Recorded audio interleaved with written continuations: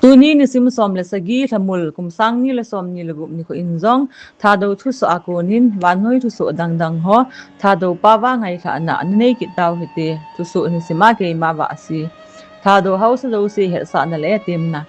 Thadou in P Manipur Medar release RF number 40 IM 2025 MR 16/7/2026 dung duya Manipur gamboi na ji a Thadou nami te chen khom pi ho to khel khelo na dinga Thadou house zo sin Thadou village signboard welcome post tung do chi win ta he sa na le tim na ki nei je London ko PR Argentina fans khat mi pi in chil li ding agu nu police on hu do hotilo hele achil thang de diu a hi Tuni Dharna Pani New Medifema Nagaland Langa Mawba Chung to Achakruma Angamihon Rally Abol Nava, the president of the Rirong Group for Nagaland, Z by FN Arzon Jeleng Holimpet, the Rirong president Pu to say key points or the Rirong Mipin Chakruma Angami Nangho to Sot Zingdiu a he, Mawba Acheng Puki Honzong Kingayuvin, Puki Hot Salo he Valbe Seta Veki had Mosa Sota Umchan u even no hin Tun Bank at Mosa Te Hitapove.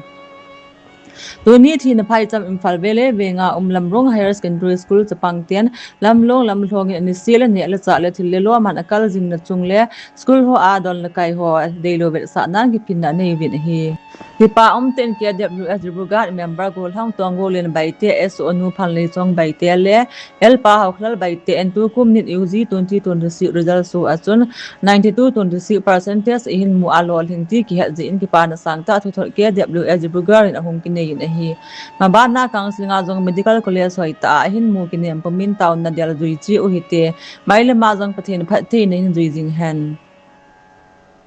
India Gamsunga dia amasa pen hydrogen power train to PM Modi in Harjana Azain railway station Nagpur soldo tai kur som hi ni train hi hydrogen power ada alien pen passenger train khat long hi ding hitai tin akisiye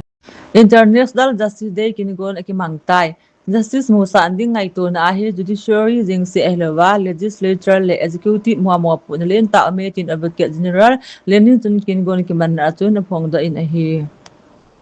National Testing Agency in the Land UG 2026 re-exam result ki phong do tai candidate mi lak som na khalbal je in undergraduate medical dental ayus le elite program ho admission adia qualify hitai tin akiseye Tula social media le YouTube channel mangboy how kip le mon zo aki interview na thona pu mangboy how kip min pa khai mang hona sipai ema survey zela lut kan hi ti alam lo be aki ma min panang on ei nei chu adi lo ngo na bul bal lo le ke ma su min se ding ti a hi bove ku ki in pi manipur a chang ku ki te ki vai hom na le ki loi hom na len pen apex body a hin koi ta bang ki vai hom na zal wa se le sa hi lo le bol khel to akhil nei le achung thu su lam hi lo le ngai dam ki chan tu dinga su lai selfie khiala se bel ki dop na sei to la su to na ki nei zi bobin koi ma chang bela mei jin na le exit na mat sa la su gim na ding lung put pon chu le bol jong aki bol khapoi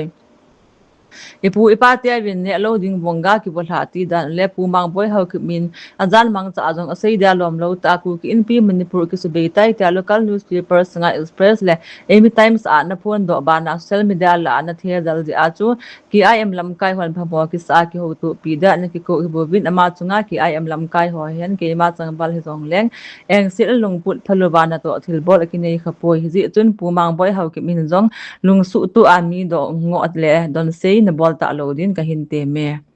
Singzamai Assembly Constituency Chief Minister Zumnang Khimchan to ki mai to ding oinam rome ma hin tu a CM Khimchan to Singzamai ACR ki tel hon ding a hi ong thong ding election a hi